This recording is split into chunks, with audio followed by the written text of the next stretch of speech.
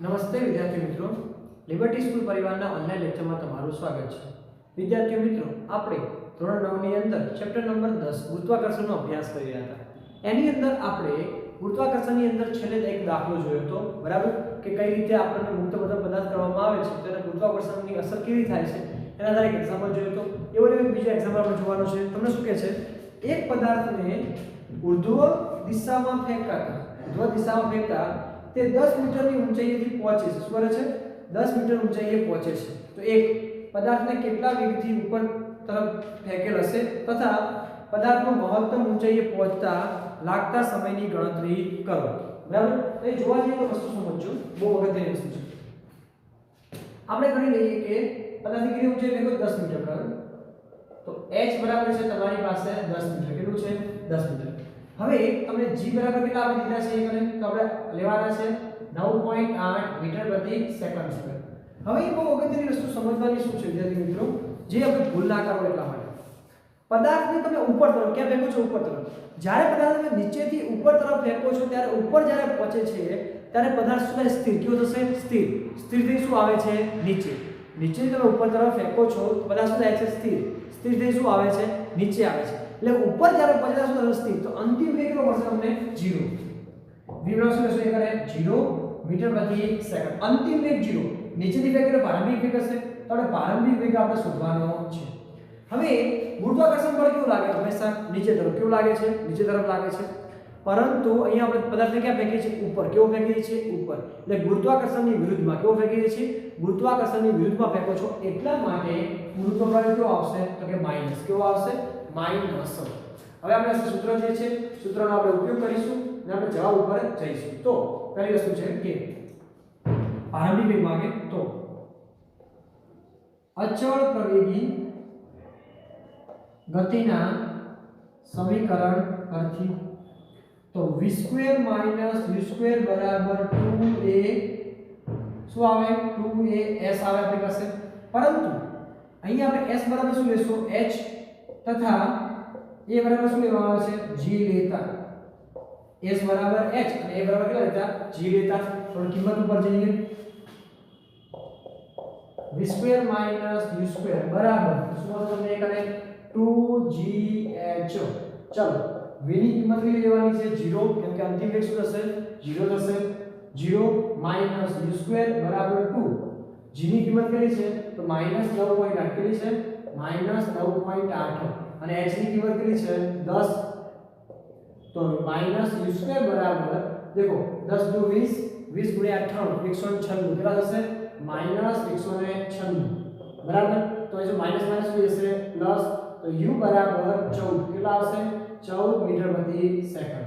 કારણ કે 196 નું વર્ગમૂળ કેટલું થાય? 14. તો અહીંયા જોવા જઈએ તો કેટલો તમને મળશે? કેટલો વેગ હશે? પ્રારંભિક વેગ કેટલા વેગથી દડાને ફેંકવામાં આવ્યો છે? તો દડાને 14 મીટર પ્રતિ સેકન્ડના વેગથી ફેંકવામાં આવે છે. હવે તમને એક પ્રશ્ન બીજો પૂછે છે, પદાર્થને મહત્તમ ઊંચાઈએ પહોંચતા લાગતા સમયની ગણતરી કરો. હવે પદાર્થને ઉપર પહોંચતા લાગતા સમયની ગણતરી, કેટલો સમય લાગે છે એની ગણતરી આપણે કરવાની છે. તો આપણે ગણીએ કે ઉર્ધ્વ દિશામાં ઉપર તરફ દિશામાં ફેંકેલા દડાને મહત્તમ ઊંચાઈએ પહોંચવા માટે લાગતો સમય નીચેથી ક્યાં ફેંકો છો તમે? ઉપર. ક્યાં ફેંકો છો? ઉપર ફેંકો છો ત્યારે કેટલો સમય લાગે છે એની આપણે ચર્ચા કરવાની કે છે. તો કેટલું થશે એ કરે? તો આપણે જોવા જઈએ તો આપણે કઈ પોઈન્ટ ઓફ વ્યૂ જોઈએ તો કેટલું થશે આપણા માટે? તો હવે આ સૂત્ર છે શું મળશે આપણને? તો કે v બરાબર u પ્લસ શું આવશે? at. શું આવશે? v બરાબર u પ્લસ at. આપણે આ સમીકરણનો ઉપયોગ કરવાનો છે. હવે અંતિમ વેગ કેટલો છે? 0 છે. તો અહીંયા કને 0, u ની કિંમત કેટલી મળી આપણને? 14. હવે a ની કિંમત નથી, a ની જગ્યાએ શું લેવાનું છે આપણે? g. કેટલું લેવાનું છે? g. g ની કિંમત કેટલી છે? -9.8. કેટલું છે? -9.8 t નું t લેશું આપણે.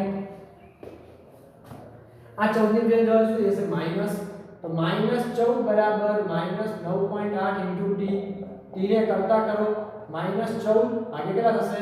તો કે -9.8 તો તો t બરાબર શું થશે કરે માઈનસ માઈનસ પ્લસ 14 ભાગ્યા 9.8 અંદાજે કેટલો 10 નો થાય જવાબ તો કેટલો આવશે એ કરે તો 1.42 કેટલો આવશે 1.428 1.428 સેકન્ડ થોડું લખો શું લખી શકાય તો t બરાબર 1.43 સેકન્ડ શું લખી શકાય 1.43 સેકન્ડ પણ દર્શાવી શકાય છે ઓકે તો આ પ્રકારનો તમને જવાબ મળી જાય છે તો બે વસ્તુ હતું એક તો શું હતું કેટલો વેગ હોય તો 14 મીટર પ્રતિ સેકન્ડ અને કેટલો સમય લાગશે તો 1.43 સેકન્ડ કેટલું લાગે છે 1.43 સેકન્ડ લાગી જાય છે તો એકદમ સિમ્પલ પ્રશ્ન હતો ચલો ફટાફટ લખી દઈશું પછી આપણે આગળ જોઈએ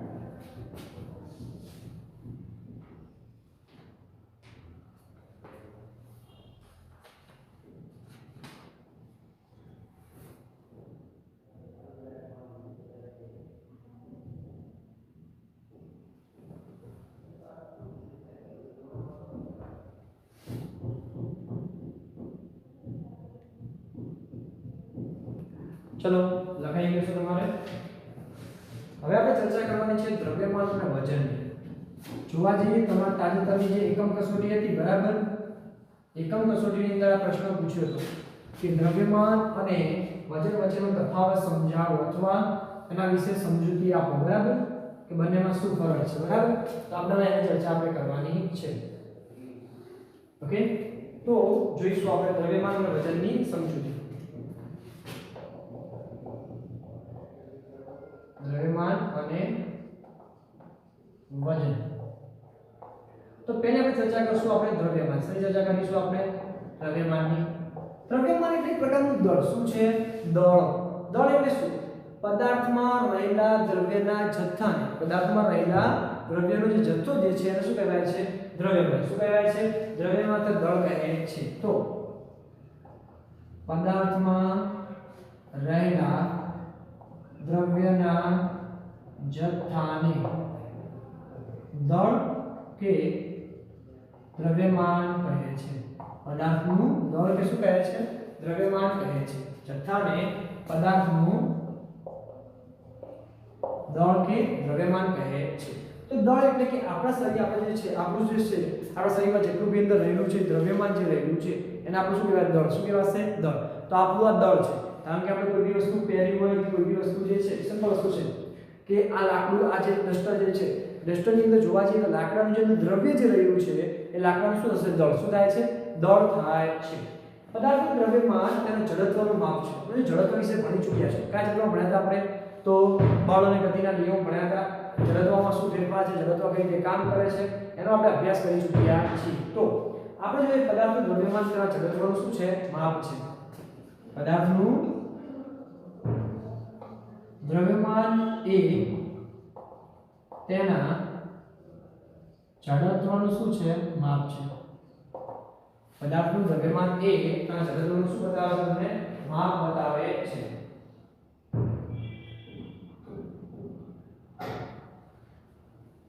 બરાબર તો જડત્વનું માપ એટલે કે એ પદાર્થ કેટલો સ્થિર રહેશે કેટલો એક જગ્યાએ ટકી રહેશે બરાબર એ દર્શાવવાની કન્ડિશન કોના ઉપર હોય છે દ્રવ્યમાન શું છે દ્રવ્યમાન બીજી વસ્તુ જોવા જઈએ તો પદાર્થનું દ્રવ્યમાન વિશ્વના કોઈ પણ સ્થળે કેવું રહેશે અચળ કેવું રહેશે અચળ પદાર્થનું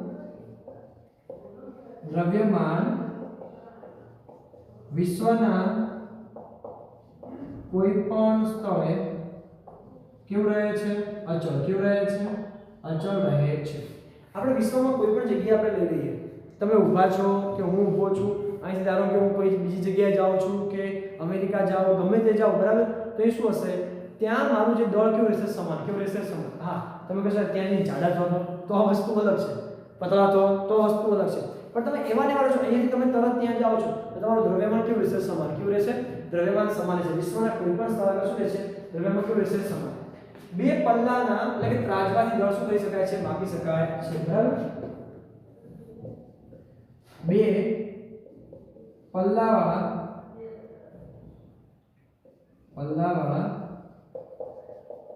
ત્રાજવાની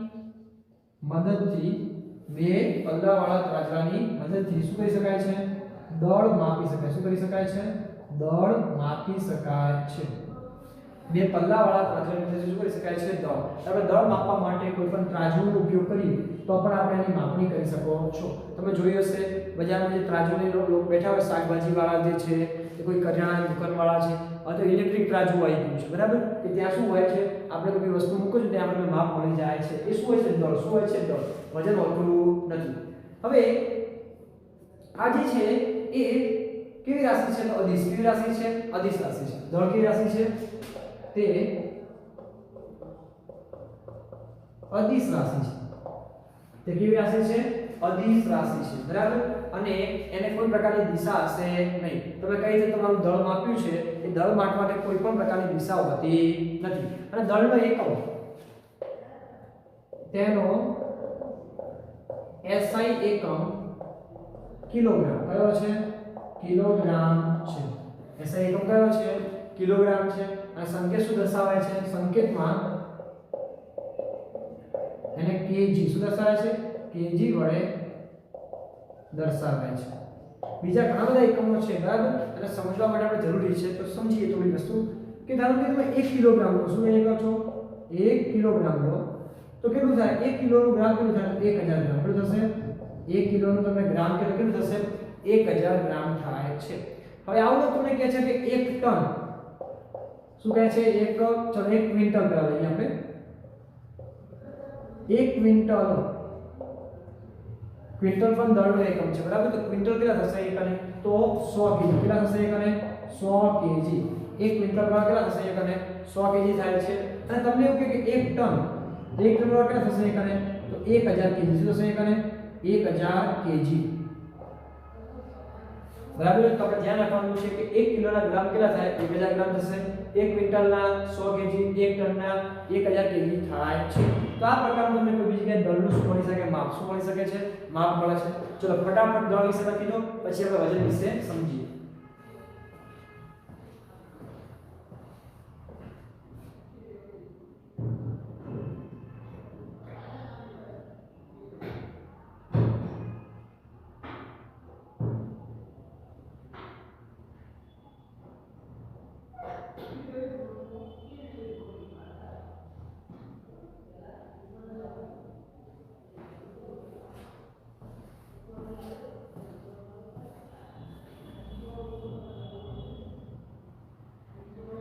ચલો વિદ્યાર્થી મિત્રો, તમારે હવે લખાઈ ગયું છે. હવે આપણે જોઈએ વજન વિશે. શું જોઈશું આપણે? વજન વિશે આપણે અભ્યાસ કરીએ.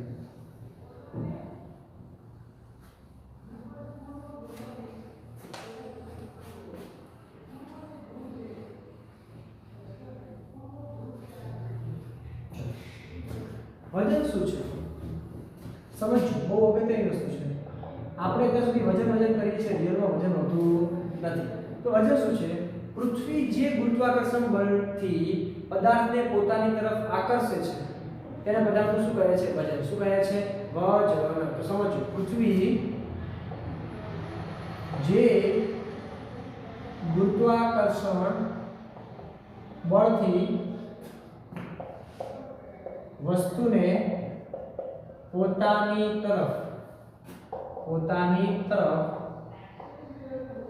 આકર્ષે છે તેને શું કહે છે? પદાર્થનું અથવા વસ્તુનું વજન. શું કહે છે? વસ્તુનું વજન કહે છે. અથવા બીજી વ્યાખ્યા આપણે જોયું હોય, બીજી વ્યાખ્યા ચર્ચા કરવી હોય તો પદાર્થ પર પૃથ્વીના ગુરુત્વાકર્ષણ બળને પદાર્થ શું કહે છે? વજન. પદાર્થ પર પૃથ્વીના ગુરુત્વાકર્ષણ બળને પદાર્થનું શું કહે છે? વજન. શું કહે છે? પદાર્થનું વજન કહે છે. તો સિમ્પલ વસ્તુમાં જો વજન કહે છે તો વજન એક પ્રકારનું બળ છે. શું છે? બળ છે. એ કોઈ દ્રવ્યમાં મારા ઉપર પૃથ્વી દ્વારા જે ગુરુત્વાકર્ષણ બળ લાગે એને શું કહેવાશે? વજન. શું કહેવાય છે? વજન તરીકે દર્શાવાય છે. તમારે ધ્યાન રાખવાનું છે, બરાબર? આ દરેક વસ્તુ એકદમ સમાનથી વસ્તુ દર્શાવતી નથી તમારા માટે, કે દરેકની અંદર અલગ અલગ કન્ડિશન તમારા માટે છે. આ વસ્તુના આધાર પરથી આપણે કહી શકો કે કેટલું વજન છે, કેટલું દળ છે, એનો આધાર ત્યાં મળશે. તો પદાર્થ પર પૃથ્વીના ગુરુત્વાકર્ષણ બળ લખી લે. દ્રવ્યમાન શું છે? પ્રકારનું દળ છે. શું છે? દળ. મારું દળ લો શું લો આપણે 60 કિલો 65 કિલોગ્રામ આપણે કહી શકીએ, પણ તમારું દળ લો તો 20 કિલો 40 કિલો 50 કિલો 100 કિલો એ પ્રમાણે દળ હોઈ શકે. તો આ જ કન્ડિશન આપણે સમજાવે છે કે દળ જે છે એ પદાર્થનું દ્રવ્યમાં બતાવે, દ્રવ્યનો જથ્થો બતાવે છે, જ્યારે વજન શું છે પ્રકારનું બળ, શું છે બળ. ધ્યાન રાખીશું વજન એ ગુરુત્વાકર્ષણ બળ છે, વસ્તુ ઉપર લાગે છે. વજનનો એકમ, વજનનો SI એકમ ન્યૂટન છે. કોણ છે? ન્યૂટન છે, બરાબર. અને તેની સંકેતમાં શું દર્શાવાય છે? n વડે. શું દર્શાવાય છે? n વડે દર્શાવાય છે. તો ધ્યાન રાખો વજન એકમ શું છે? ન્યૂટન. શું છે? ન્યૂટન. અને વજન કેવી રાશિ? સદિશ રાશિ. કેવી રાશિ છે? સદિશ રાશિ છે. વજન એ સદિશ રાશિ છે અને તેની દિશા પૃથ્વીના ગુરુત્વ પ્રવેગની દિશા એટલે કે અધો દિશામાં. કઈ જગ્યાએ? અધો દિશામાં છે. અધો દિશા નીચે તરફ, બરાબર. તો પૃથ્વીનું ગુરુત્વાકર્ષણ ગુરુત્વ પ્રવેગ ક્યાં હોય? હંમેશા નીચે. કેવું હોય છે? નીચે હોય છે. આ તેની દિશા પર કેવી હશે? નીચે. કેવી હોય છે? નીચે હોય છે. તો વજન કેવી રાશિ છે? સદિશ. કેવી રાશિ છે? સદિશ રાશિ છે. તેની દિશા શું હશે? તો પૃથ્વીના ગુરુત્વ પ્રવેગની દિશામાં હશે, એટલે અધો દિશામાં. કેવી હશે? અધો દિશામાં હોય છે. એટલે પૃથ્વીના ગુરુત્વ પ્રવેગનું મૂલ્ય આપણે જાણવા કેટલું આવે છે? તો g બરાબર 9.8 મીટર પ્રતિ સેકન્ડ સ્ક્વેર. શું આવશે? 9.8 મીટર પ્રતિ સેકન્ડ સ્ક્વેર. ઓકે. હવે આમ એવું હોય કે આપણે પૃથ્વી ઉપર લાગતું બળ કેટલું હશે? પૃથ્વી ઉપર લાગતું બળ કેટલું આપણને મળતું હશે, બરાબર. તો કોઈ પણ m દળના પદાર્થ પર લાગતું અથવા આનું વજન બળ લઈએ, વજન બળ, તો વજન બળ બરાબર દ્રવ્યમાન ગુણ્યા શું આવશે? ગુરુત્વ પ્રવેગ. શું આવશે? ગુરુત્વ પ્રવેગ. વજન બળને ઇંગ્લિશમાં કહેવાય છે વેઇટ. શું કહેવાય છે? વેઇટ. તો વેઇટ બરાબર શું આવશે? w. દ્રવ્યમાન એટલે શું આવશે? m. અને પેલું શું આવશે? g. તો w બરાબર તમને શું મળશે? mg. કેટલું મળે છે? w બરાબર mg વડે દર્શાવાય છે, બરાબર. અને જોવા જઈએ તો વજન અહીંયા g જે છે દરેક સ્તર પ્રમાણે બદલાય છે. સ્તર બદલતા g ના મૂલ્યમાં શું થાય છે? ફેરફાર થાય છે. એટલે કે દરેક સ્તર પર વજનનું મૂલ્ય બદલાય છે. શું થાય છે? વજનનું મૂલ્ય બદલાય છે. તમે અલગ અલગ સ્થાન લેતા હોય, બરાબર, વજનના મૂલ્ય તમને કેવા મળશે? જુદા જુદા. કેવા મળશે તમને? જુદા જુદા મળે છે. તો દરેક સ્તર પર વજનનું મૂલ્ય બદલાતું હોય છે. અને આ વજન માપવા માટે શેનું યંત્ર વપરાય છે? તો તે સ્પ્રિંગ કાંટા વડે. શેના વડે માપે છે? સ્પ્રિંગ કાંટા વડે માપી શકાય છે. એના માટે ઉપયોગ તો કાંટો કયો છે? તો સ્પ્રિંગ કાંટો. કયો છે? સ્પ્રિંગ કાંટા વડે વજન માપી શકાય છે. તો આ પ્રકારે તમને શું મળે છે? વજન. શું મળે છે તમને? વજનની અસર મળે છે. તો આ શું હતું આપણા માટે? વજન. આગળ શું જોયું? દ્રવ્યમાન. તમને આ ટેસ્ટની અંદર પૂછાયો છે, બરાબર, એક વર્ષની અંદર. તો હવે તમે તૈયાર કરીને પણ લખી શકો છો. ઓકે, ચલો આપણે લખી દો, પછી આપણે આગળ જોઈએ.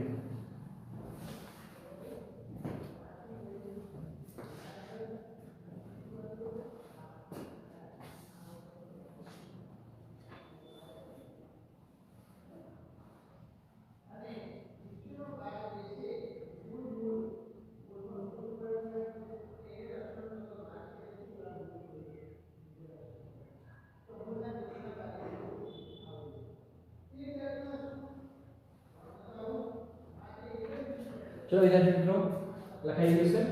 હવે એક પ્રશ્ન બીજો બી હતો ત્યાં કે ધ્રુવ પર કરતા વિષુવવૃત્ત પર વજન બળ ઓછું હોય છે. કેવું હોય છે? ઓછું હોય છે. કારણ સમજાવો અથવા આપો, બરાબર. ધ્રુવ કરતા વિષુવવૃત્ત પર વજન કેવું હોય છે? ઓછું હોય છે. સમજો. હવે શું? ધ્રુવ પર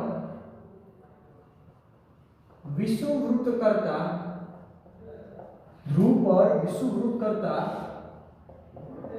ગુરુત્વ પ્રવેગ વધારે. કેવું હોય છે? ગુરુત્વ પ્રવેગ વધારે હોય છે. આથી વજન કેવું હશે? વધારે. વજન કેવું હશે? વધારે. આ તો શું કેટલો હોય? તો ધ્રુવ પર ગુરુત્વ પ્રવેગ એવું કહેવાય છે કે 9.81 મીટર પ્રતિ સેકન્ડ સ્ક્વેર. કેટલો હોય છે? 9.81 મીટર પ્રતિ સેકન્ડ સ્ક્વેર. અને વિષુવવૃત્ત પર ગુરુત્વ પ્રવેગ હોય છે 9.79 મીટર પ્રતિ સેકન્ડ સ્ક્વેર. તમને કહેવામાં સાહેબ શું ફરક પડે? ફરક પડી જાય, ઘણીવાર ફરક પડી જાય છે. સામાન્ય ફરક પણ બહુ વિસ્તારમાં ચેન્જ કરી શકે છે. તો ધ્રુવ પર ગુરુત્વ પ્રવેગ વધારે હોવાને કારણે વજન કેવું હશે?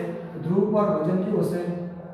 વજન વધારે હોય છે, જ્યારે વિષુવ પર વજન કેવું હશે? ઓછું. કેવું હોય છે? ઓછું હોય છે. બંને જગ્યા પર સમાન રહેશે નહીં. બંનેના મૂલ્યમાં કેવું હશે? ફેરફાર. સહેજ એટલે એક સામાન્ય ફેરફાર. કેવો જોવા મળે છે? એક સામાન્ય ફેરફાર તમને જોવા મળે છે. તો આપણે કહી શકીએ કે આ રીતે ધ્રુવ પર વિષુવવૃત્ત કરતા અથવા વિષુવવૃત્ત પર ધ્રુવ કરતા વજન કેવું હોય છે? સહેજ ઓછું. કેવું હોય છે? સહેજ ઓછું હોય છે. તમે આ આધારે કહી શકો છો. બરાબર? કે બંનેના ગુરુત્વાકર્ષણના મૂલ્યો કેવા છે? જુદા જુદા. કેવા મળે છે? જુદા જુદા મળે છે. ઓકે, તો આ પ્રકાર લખી દઈશું. આ તમે લખી નાખ્યું હશે. ઓકે,